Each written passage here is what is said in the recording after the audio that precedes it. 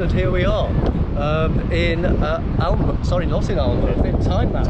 Tynemouth, here with Alan Fairley, who is the Managing Director of Accenture's UK Policing and Security. Public safety Activity. And here we are on Tynemouth, not Alnmouth. Tynemouth Beach, with some significant water activity going on here, with the lifeguard flag, flying. Camera angle not quite right there. I think that might have been showing too much of the sky rather than the what looks to be a lovely day. And here for the next half hour or so we're going to walk a little along the beach. Alan, you've as now Accenture's Managing Director in the areas that we've mentioned. You've worked in this area for a number of years. Your background, though, is as an engineer in broadly aeronautics, I think. So yeah, defence electronics. Defence electronics. Yeah. How on earth did you, X number of years ago? Many. I'll leave you to fill in the blank if you so wish. X number of years ago, moved from an engineering profession into what was policing and now home affairs. Pure chance, actually. I mean, if I go back many years ago when I left school, university was never on the cards. So I left school and joined a company. I got an apprenticeship, an electronic technician apprenticeship with a company called Ferranti in Edinburgh, and it was a defence electronics company. So I spent 4 years doing my apprenticeship, then spent a year time served as an engineer. But at that time I was doing the same thing day in, day out, with the same people, cracking the same jokes, and I thought I just can't do this for the rest of my career. So the guy I worked for at the time, very helpfully, noticed I was getting a bit restless and suggested I go to university and he would sponsor me. So I did that. Spent 4 wonderful years University to study what? Engineering. Of course, for somebody who wants to get out of engineering. That was the only thing. That was the only thing I could use to get into. I knew I needed a degree to get a better job, and the only degree I could do, given my experience and qualifications at the time, was engineering. But I did that purely to get out of engineering, which is a bit weird. Well, but it's worked. Well, it has. It's worked fantastically well. So there you were doing this engineering degree, very kindly sponsored, but by somebody who sounds to be a wonderful boss, but also an understanding company. He was a visionary. Professor Stephen Day, great guy, and helped me through university. And unfortunately for Ferranti, fortunately for me at the time, they almost went bust and got bought over by a bigger company. But in doing so, that released me from all the obligations that I had through my sponsorship, which meant I was free to look elsewhere, which is exactly what I wanted. So entirely fortuitous yes. timing. You're being released from these obligations in no way was a contributor to the demise or the near demise of Ferranti. So your conscience is entirely clear. And then so from there, there you are. You've been released from these ties that there were from Ferranti sponsoring you. Yeah. Incidentally, I need to ask you en route here, because we've come to a sort of decision point. We will go up this way. We are going up that. Yeah. We'll continue a little further here. So, released from these ties. Yeah, so released from the ties. The guy I was sharing a flat with at university at the time, he had gone to what was a milk round presentations, which is where all the employers go to the universities and try and entice the students to join them. And he'd been there, came back into the flat with a brochure from a company called Anderson Consulting, and I just happened to be in the kitchen making a coffee, absent-mindedly just picked up the brochure and flicked through it and had a light bulb moment. It was one of those things where you go, that's what I want to do. Didn't know much about it, but I thought that's going to be good. So of serendipity, pure luck, pure luck. And I applied, and fortunately was offered a position and joined them on the 7th of October 1991, so it's almost exactly 30 years ago. Here we are, I think it's the 1st of August that we are recording this, so it won't appear on Policing Insight for a number of weeks. So again, serendipitous, is there such a word as serendipitously? Anyway, there is now. This may be published at or around the 30th anniversary. Yes, yeah, indeed. So you joined what was then Anderson Consulting. Yeah. And somehow ended up in policing advice. Yeah, so I did a range of different roles, as is the way with most consultancies. But I mainly worked for public sector clients. DSS as was, DWP as it's now, the revenue is HMRC, and the whole raft of different clients, mainly doing large-scale systems implementation type activities. And then about probably 7 years ago, we had no presence really in the policing market space, and it was an area where we thought actually there might be something in this. And Anderson Consulting renamed as Accenture in 2001 as Accenture. And we so about 7 years ago we thought, right, let's take a look, and I was asked to see whether I could try and make a fist of it and build a bit of a business within what was then just policing. Can we just go up here? I think we can, can't we? What was then just policing. Yes. And since then, I mean, it's been absolutely fascinating. It really is. It's a brilliant marketplace to work in, for all sorts of different reasons. For some, you know, it can be the most frustrating marketplace in the world, but also the most rewarding marketplace in the world when you see the difference that you can make to, you know, the men and women who just want to, you know, protect their communities. Do you know, you and I think are on precisely the same page here. It's, right. It is the policing, criminal justice, home affairs area can be enormously frustrating. Oh, yeah, really but is enormously rewarding as well. Yeah, now you're not going to we're going to go along that way. Good, I'm glad you're not going to send us up those stairs. So there you are. You've joined Anderson Consulting, now Accenture. You've progressed, you've come to focus on policing and now home affairs as well. Accenture, I believe, has done some very significant pieces of work for the likes of West Midlands Police, the Metropolitan Police, the Police Federation of England and Wales, and indeed others. Perhaps filling in a little bit about, I know Accenture has more than those three clients, but the clients you've worked with, at the risk of you're choosing or asking you to choose one experience, but what are the memorable, positive moments, moments in that work that you've done? There's, as you would expect, there's been a number of them. I mean, first and foremost, I think the work that we've done with West Midlands over the last six or 7 years now has to be up there with, you know, in terms of sense of pride of what we've achieved together with the force. It's just brilliant, you know, absolutely brilliant. We've completely turned the force around from where it was to what it is now, which is one of the most efficient, best forces in the UK, and we've played a significant part of that, not just us. I mean, the force is in there, there's been other suppliers in there as well, but we've played a significant part of that, and I know that everybody who's been involved with that account internally within Accenture has a massive sense of pride for what we've both achieved. And similarly, actually, with the Police Federation, you know, six years ago, was it, the Normanton report slated the organisation. So this was at a time when the Police Federation's reputation was in trouble, it was in tatters. It was in and tatters. There was a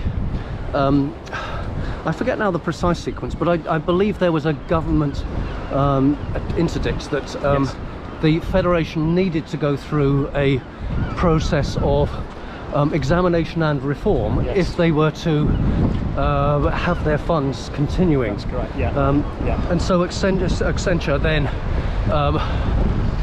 were commissioned by the Police Federation to undertake that work. It was a competitive procurement process.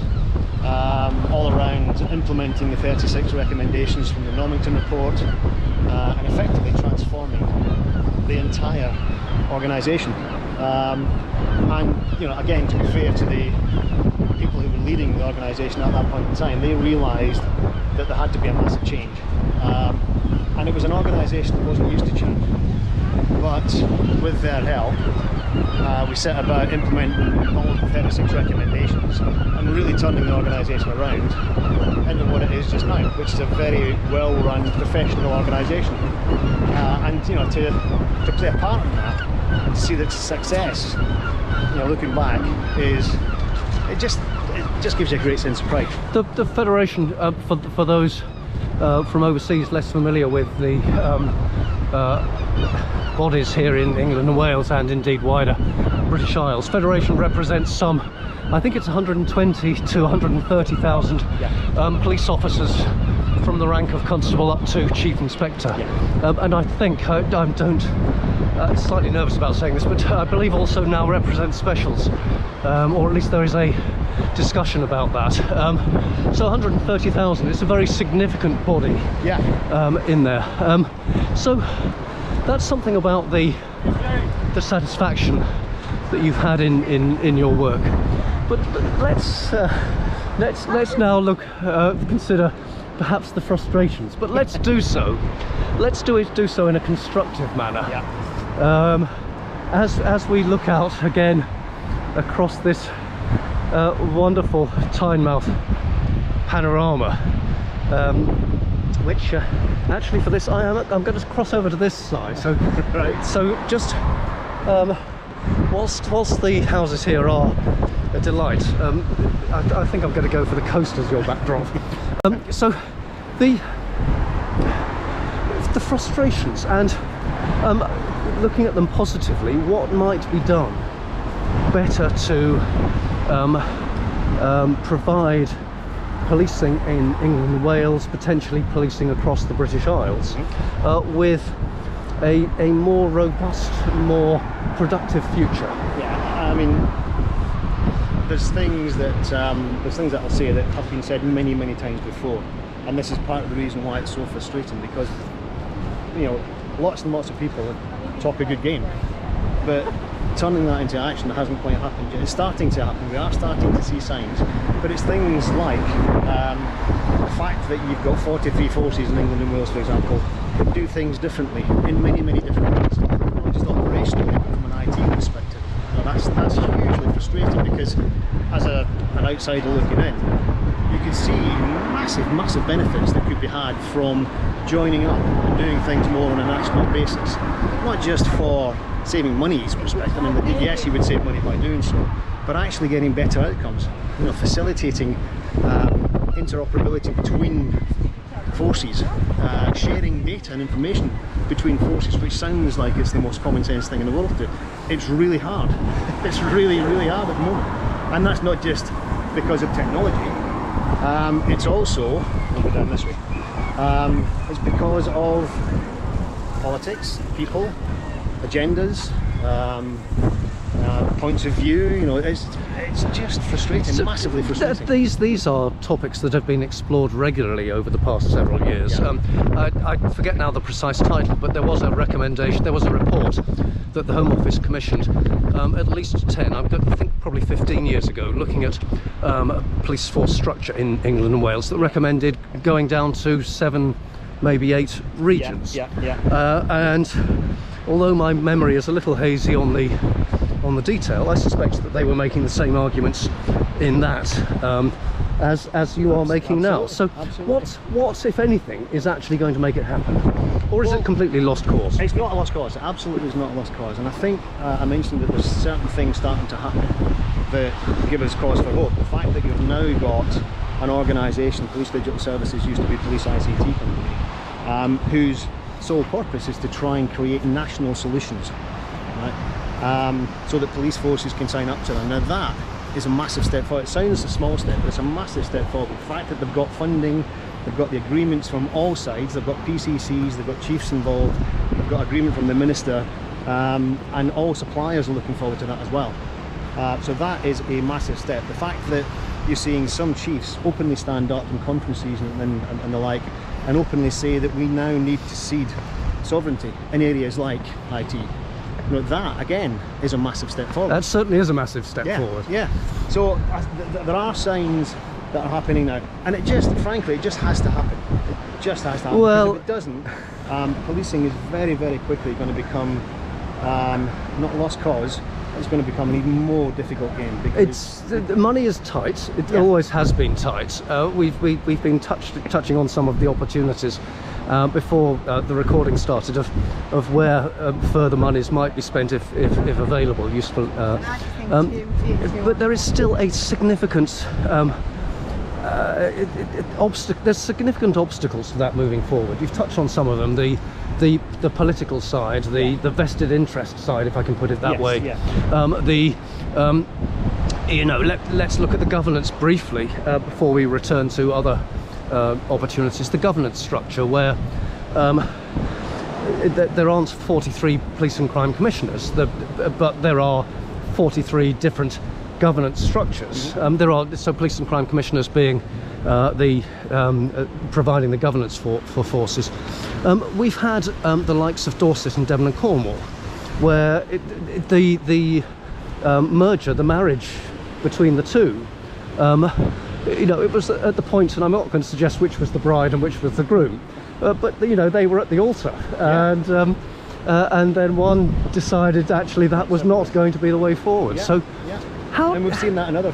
And we've seen it elsewhere. We've seen it with West Mercia and Warwickshire, and indeed others. So, does it not simply need? Simply is the wrong word. The Home Office, which seems to be taking a more active stance in some of the near operational matters, certainly the governance of UK policing. Does it not need simply the Home Office to say this is what we're doing? And more than bang heads together, but just bang bodies together. I can't remember the last Home Secretary that tried that, and I think it was the 70s or 80s, and it cost him his job.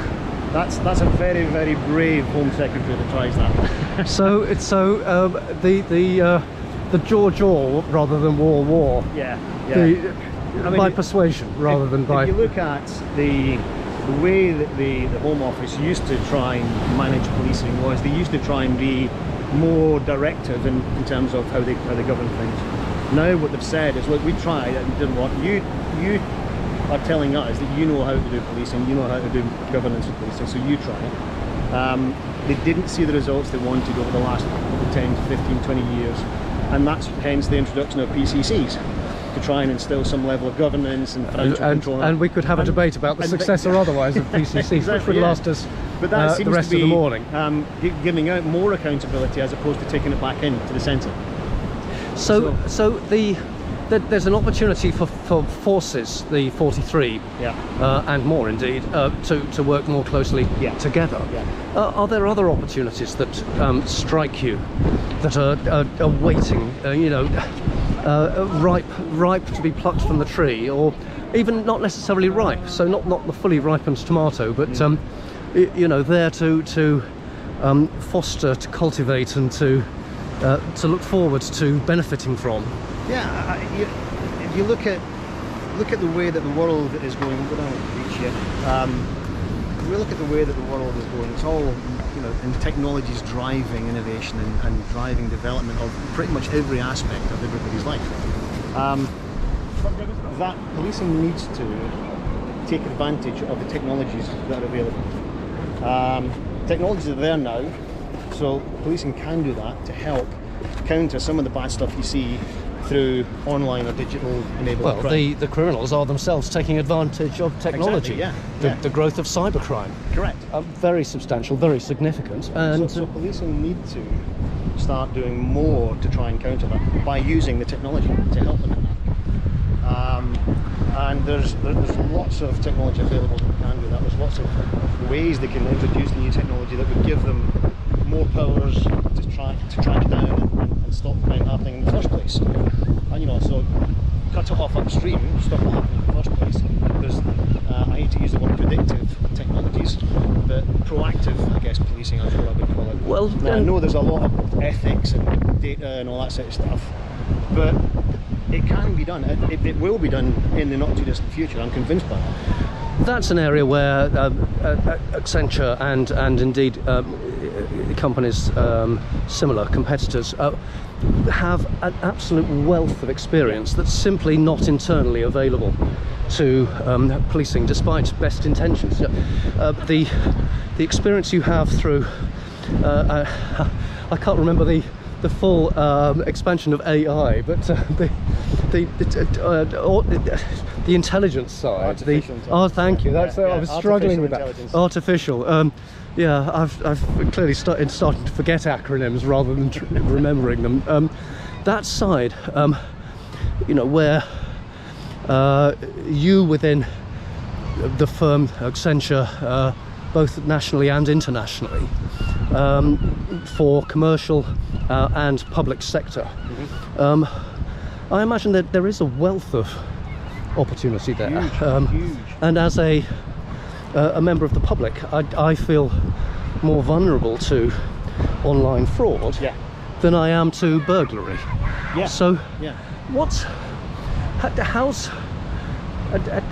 does a firm like Accenture, or in this case Accenture, go about persuading the powers that be to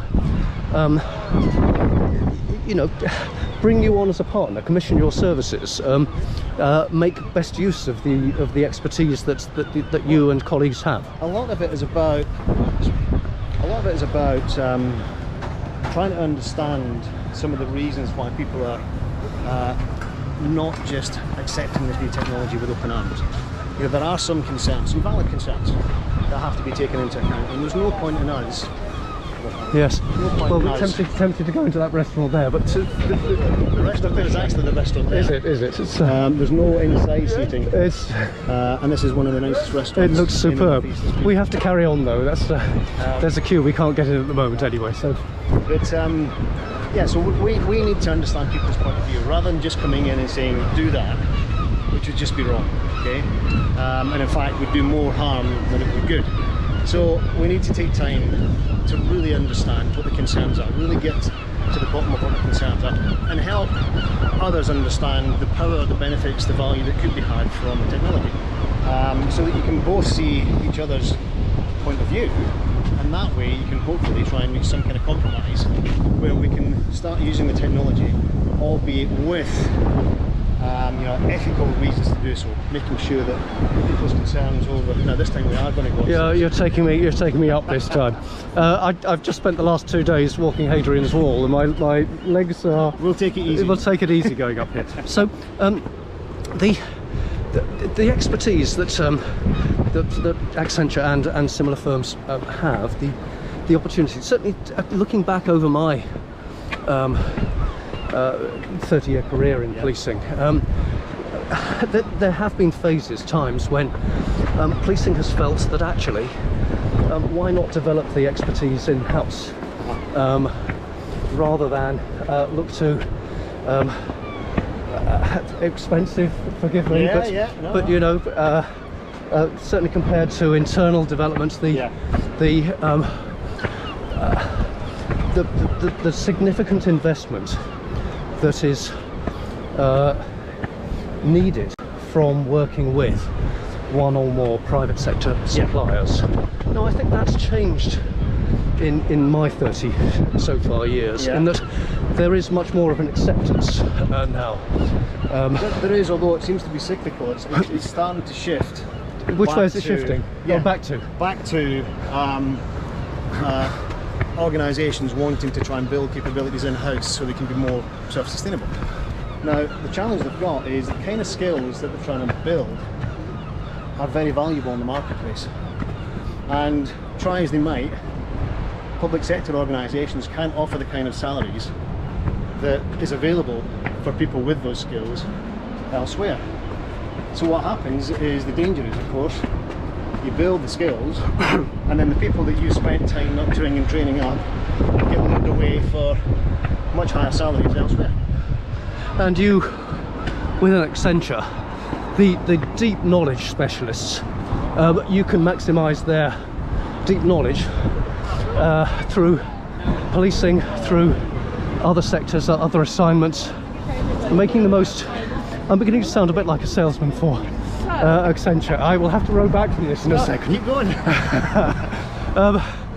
But it's about that in-depth experience and leveraging it to best effect. Yeah. Again, referring to one of my pet frustrations, the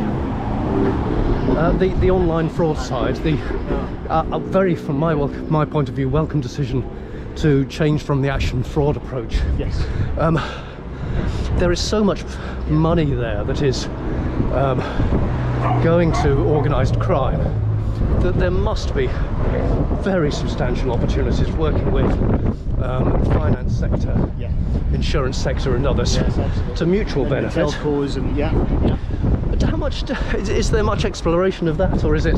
There is, there is. There's a lot going on at the moment. So illicit finance, that sort of stuff, where you see a lot of collaboration with banks, with telcos, because a lot of this stuff gets done online. A lot of this stuff is digitally enabled. So the telcos know, because they can see the data, they can move the data around. Financial institutions know because they can see it in their records.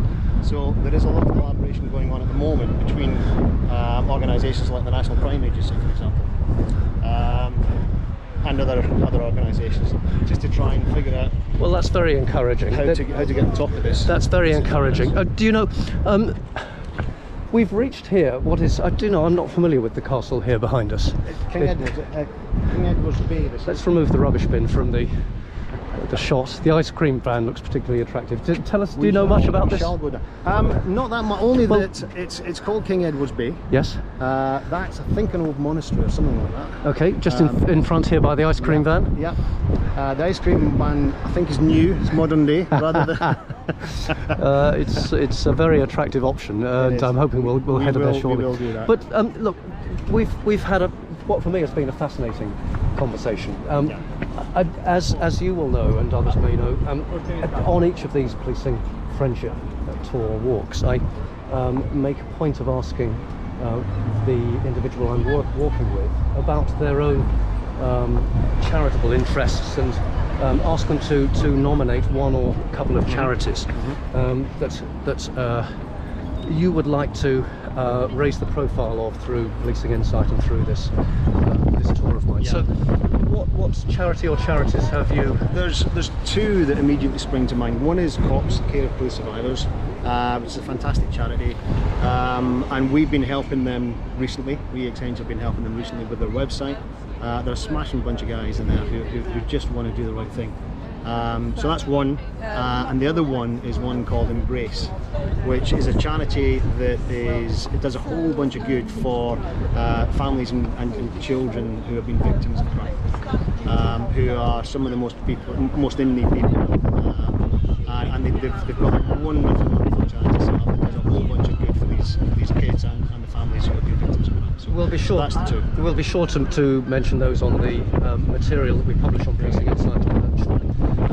Alan, we're sort of at the point where I'm never quite sure whether to shake somebody's hand or not, as at least here in the UK the pandemic seems to be ebbing. We keep our fingers crossed on that. Yeah. Consider your hand shaken on this occasion, and thank you so much for your comments. It's been a delight here in Tynemouth, and I think that there's an ice cream over there with our names on it. Thank you again. You're very, very welcome.